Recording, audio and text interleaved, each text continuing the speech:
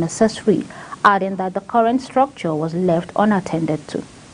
Senators spoke extensively on the bill and its importance to the development of the aviation sector in the country. He said the bill was referred to the Senate Committee on Education and tenfold for the legislative input and to report back to the Senate within 4 weeks. The Labour Party on Thursday said it has no plans to merge with the People's Democratic Party to dislodge the ruling All Progressive Congress in the 2027 general elections. PDP's presidential candidate Atiku Abubakar on Tuesday suggested that opponent parties need to merge to defeat the ruling APC in the presidential poll. LP spokesman Obiora Ifon, while reacting to the Atiku's suggestion in a statement on Thursday, said the party has not discussed any merger. The National Working Committee of the People's Democratic Party (PDP) has released its schedules of activities ahead of the Edo State governorship election. The timetable, which was signed by the party's National Organizing Secretary, Umar Bature, was released on Thursday after a joint meeting of the Board of Trustees and the National Executive Committee of the party at its headquarters in Abuja. According to the timetable, the party's Congress, where its governorship candidate will emerge, will hold on February 22, 2024. According to the schedules of activities, registration of old and new members will hold between November 16 to December 7th.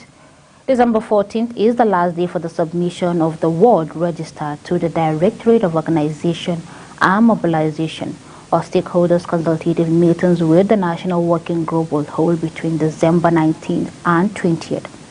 Seals of expression of interest and ad hoc forms for all offices is slated for January 10th to 16th, while January 17th is the last day for the submission of the already completed expression of interest and ad hoc forms.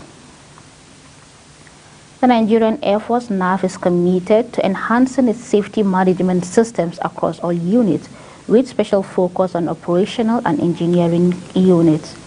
Chief of the Air Staff (CAS) Air Marshal Hassan Abubakar disclosed this while declaring open the year's 2023 NAF Safety Review Board (SRB) meeting earlier today at the NFA headquarters, Abuja.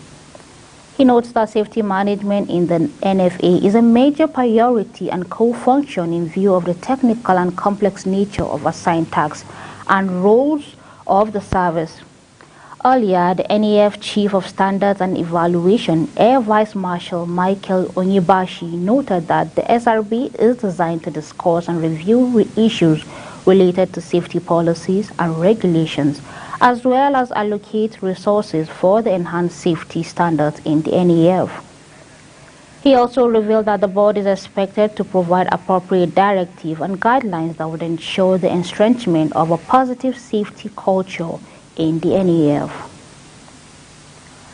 The Global Alliance for the Incinerator Alternative has called on the leaders to tackle the plastic pollution crisis and issues affecting individuals and communities held at right.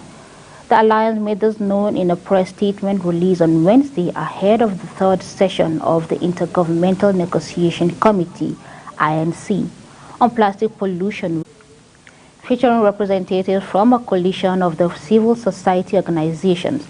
The CSO called on their leaders to urgently address the plastic crisis.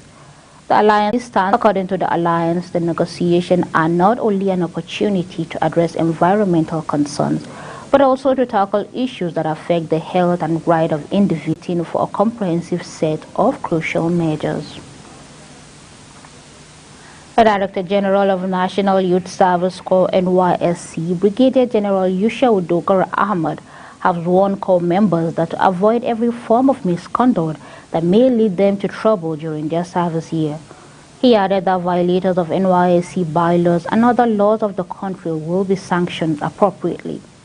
The DG stated that in his address to Corps members during his visit to NYSC Kano State Orientation Camp course of study, he added that the improper dress in NYSC uniform attracts sanctions while presenting the camp situation report to the Director General in NYSC Kano State. Hajia Halima Abdul Qadir Abubakar said the Corps members have all exhibited high level of honesty, dedication to duty, and unalloyed loyalty to the scheme. Over 6,000 internally displaced persons slept in the open space at Muna IDP Camp Maiduguri on Wednesday night, following a fire that razed down about 1,050 of their houses and claimed the lives. The camp, which originally used to be populated mainly by IDPs from Mafa, Mati, Dikwa, and Gamborongala local government area, is now also occupied by other forms of Nana and Goza, as well as returnees who would not stay at their ancestral homes when they were relocated home, following the closure of all official camps by Borno State government. By United Nations standards, every IDP household should have 9 persons. However, the majority of the households at the Muna camp have no fewer than 12 persons. Residents of the Calabar have expressed deep concerns over the rise of insecurity, and Cross River State may disrupt the famous annual Calabar Carnival scheduled for December 1st. With kidnappings becoming rampant in the capital city, residents vented their fear that this year's carnival could be overshadowed. They urged the government and security agencies to urgently address the crisis. According to NAN, Calabar has faced almost daily abductions targeting professionals like doctors, lawyers, professors, and government officials. The Nigerian Medical Association called off a 40-day strike over the kidnapping of Professor Ekanem Ephraim, a neurologist held captive for 115 days since July. You're watching Global TV News Express, coming to you live from Nigeria's capital, Abuja. We are on StarTimes channel 276. Kindly follow us across social media platforms using @GlobalTVNG and other handles now showing on your screen. When the News Express returns, Africa marks 24th YD Week in Abuja, Nigeria. The news continues shortly with details of this and other stories right after this short break. Please don't go away.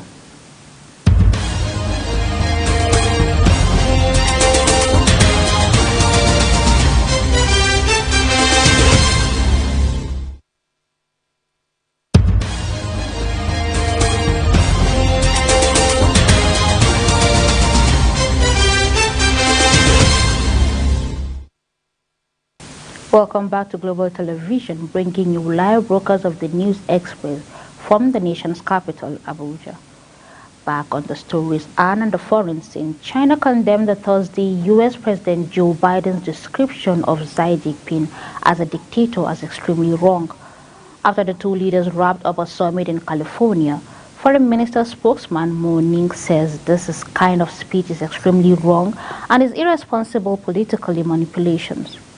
China firmly opposes it when asked to clarify who she was referring to. Mao demurred, saying, "I think whoever is trying to undermine and sow discord between China and the United States knows it." Biden and Xi agreed their first summit in a year on Wednesday to restore military communications between the two countries. They also agreed, among other things, that China would crack down on the production of ingredients for the fentanyl responsible for a deadly epidemic on opium abuse in the United States. But speaking after his meeting with Xi Jinping on Wednesday, Biden told journalists he still considers the Chinese president a dictator. He further sparked fury from Beijing by making the comparison earlier this year. Armenian Prime Minister Nikol Pashinyan on Thursday defended Ukraine's decision to increase military spending next year, saying he was still committed to normalizing talks with the Air Force. Azerbaijan, Baku and Yerevan have blocked in decades-long territorial conflict over Azerbaijan's Armenian-populated region of Nagorno-Karabakh, which Baku claimed in September in a lightning offensive.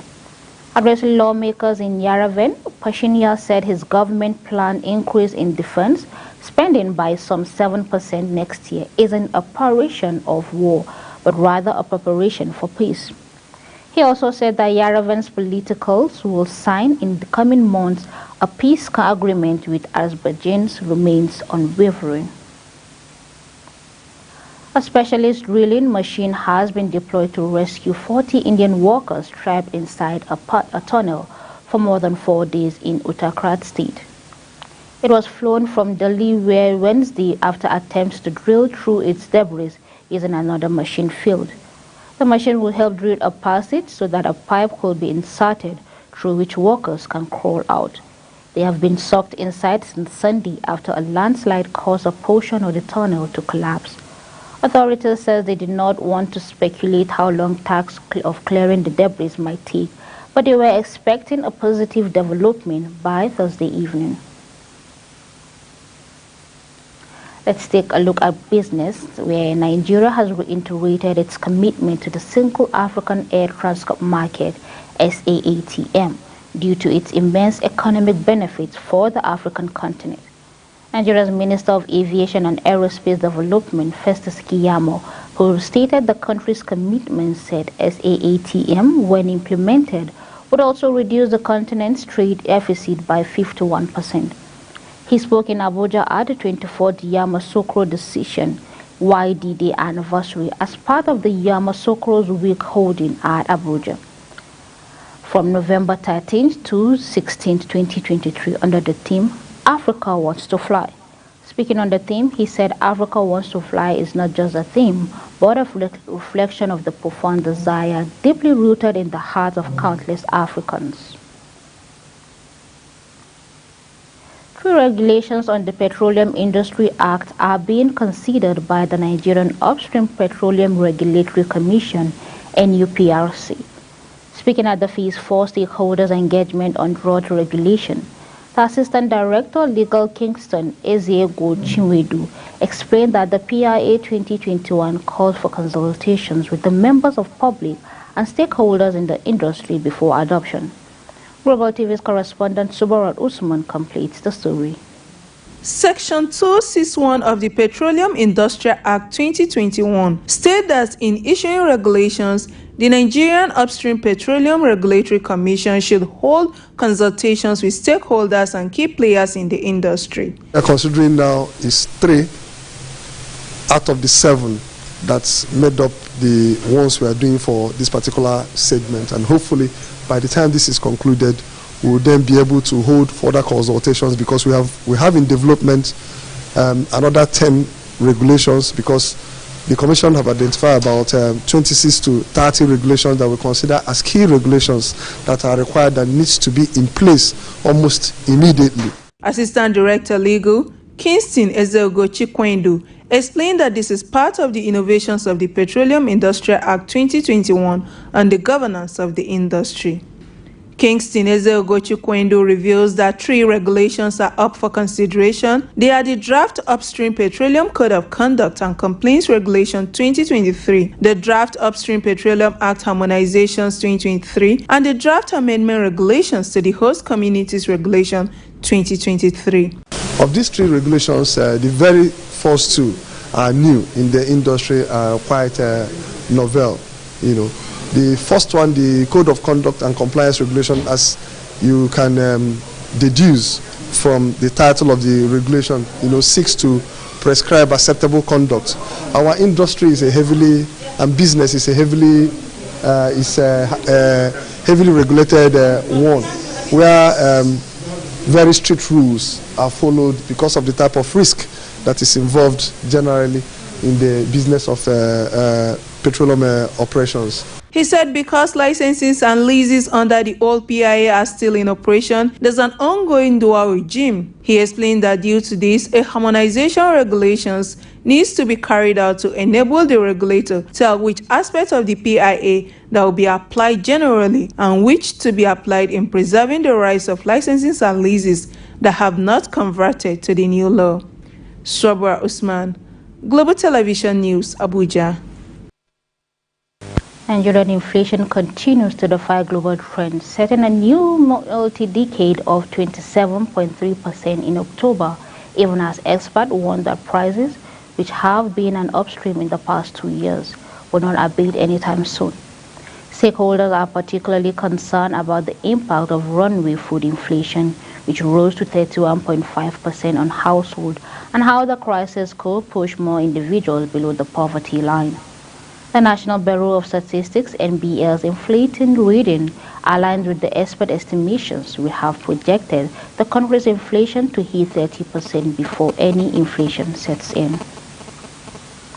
Nearly 4 million jobs in South Korea are at risk of being replaced by artificial intelligence technology over the next 2 decades. A central bank study released on Thursday said rapidly advancing AI technology has triggered global concerns over everything from job losses and cyber attacks to humans losing control of systems they have designed. The new study to the bank by Korea said some 3.9 million jobs in South Korea were at risk as AI adoption grows domestically, with doctors, lawyers, accountants, and chemists among the most